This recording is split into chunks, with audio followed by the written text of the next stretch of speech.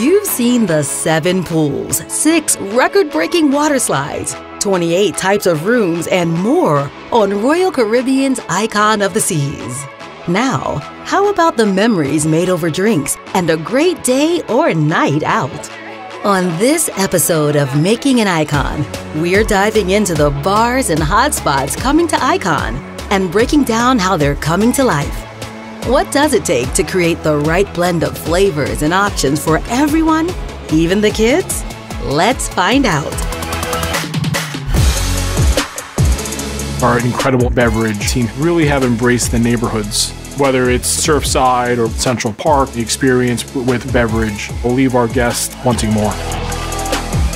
You have to find the right blend of beverage experiences. There's the party, there's the bar, there's the swim-up bar, and then we have, traditional spaces and places for wine or for cocktails. When you make the statement, the ultimate family vacation, you've really got to make sure you tick every single box. We brought new into every neighborhood, and we thought about choice, convenience, and variety from the standpoint of how we approach everything, which is traditional, evolution, and revolution. So this first one is a toasted marshmallow old fashioned. Creating a vacation that's made for every type of person, family, and all ages is a tall order. Whether it's the thrills, ways to chill, or the drinks on the menu. How that's coming together is with more than 15 bars and lounges. From new experiences to spins on favorites, there are all kinds of ways to mix and mingle. One of the things that you'll see on the Beverage side is really something for everybody. Incredible experiences for the kids, for the adults, but also more sophisticated, finer palate opportunities for people who are looking for that. We have around 60 brand new cocktails specifically for Icon, and it is everything from traditional frozen with some spins on that all the way to very high-end craft cocktails. We've really embraced that in the beverage department to innovate what we do and offer our guests an opportunity to explore and try things they've never thought of trying.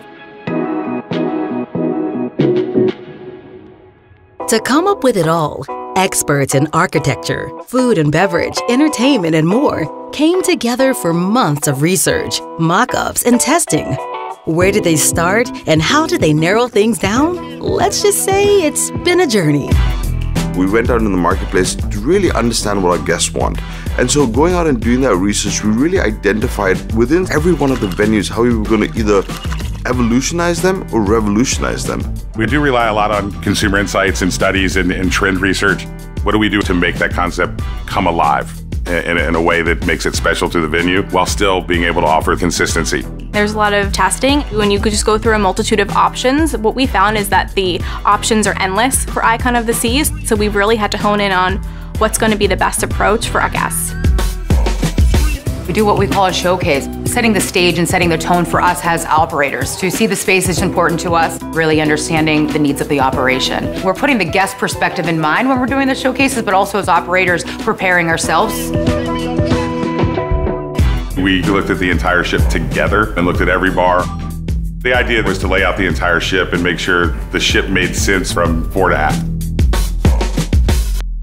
There are a whole lot of new spots making their debut.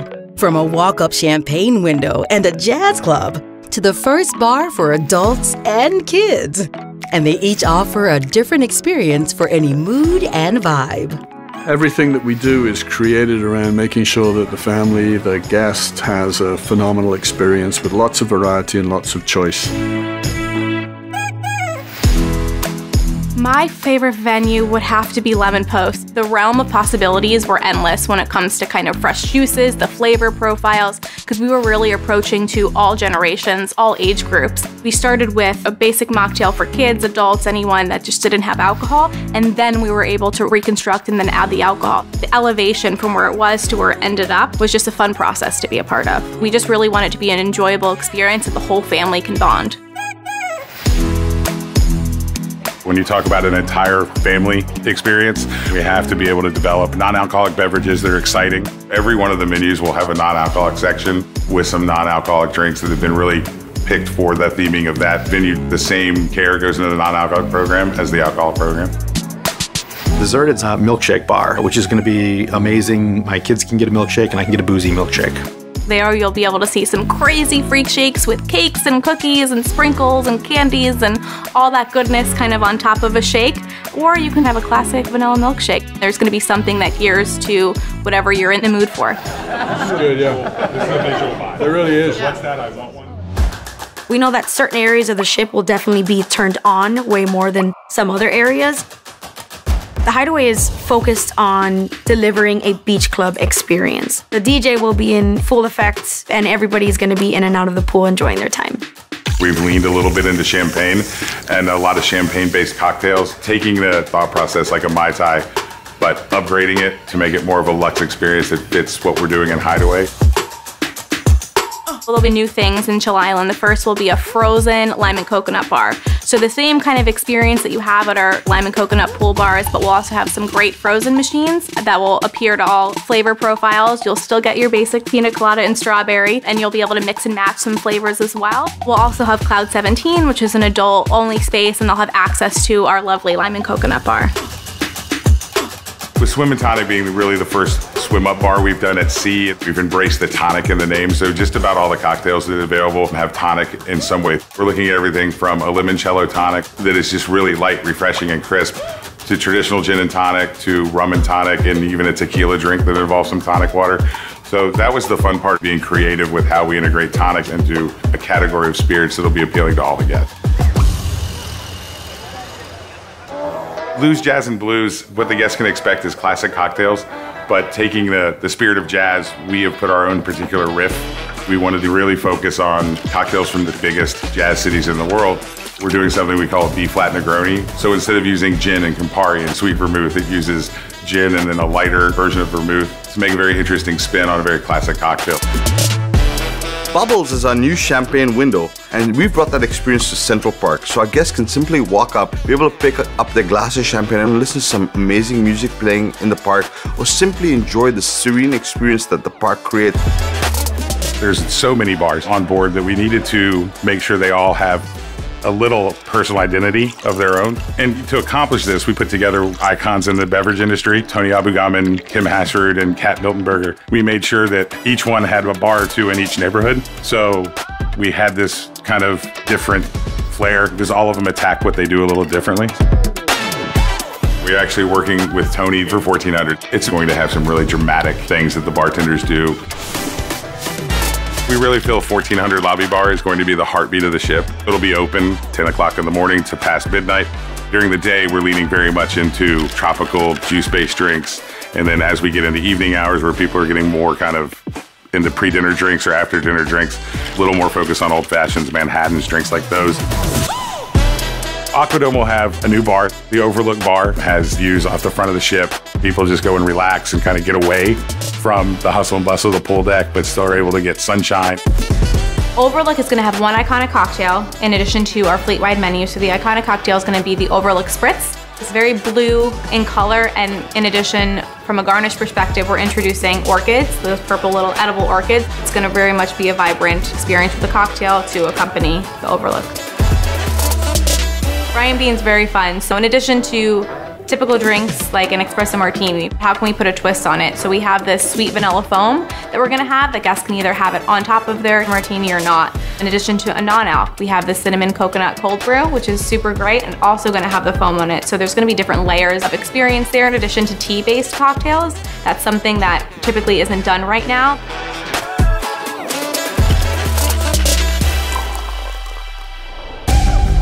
Research and testing were done across the board, including the favorites people have come to know and love.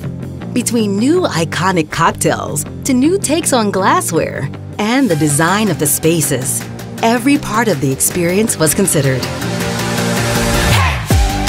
My team and I are looking to constantly evolve menus for all the venues that are familiar. It's either going to be presentation, an ingredient you haven't seen, maybe just a glassware difference. For Icon, we will have drinks that are available in those venues that we're calling the iconic cocktails. So there'll be some things that are only available on the Icon class, starting with Icon. We launched a new menu in Schooner Bar, trying things never tried before. There's a drink on that menu that combines peanut butter and pineapple, which a lot of people would not think about, but when they try the drink, it really works. and Point and Feather. Gin and tonics are very big in Europe and England. So we're gonna lean a little bit more into flavored gins, doing some cool things with tonic. Cantina Fresca is all about margaritas. We'll have 6 to 8 different margaritas. Some have been successful, some do for flavor combinations, and Mexican beers fit so well because of the proximity to El Loco Fresh and ties that entire area of Chill Island together. Playmakers has been a success all through the fleet. This will be the biggest Playmakers we have on Icon, and we're really looking at doing some cool things and some over-the-top presentations with cocktails. So expect to see a really cool Bloody Mary that may have some over-the-top garnishes and a helmet, and then a couple other options for helmet cocktails.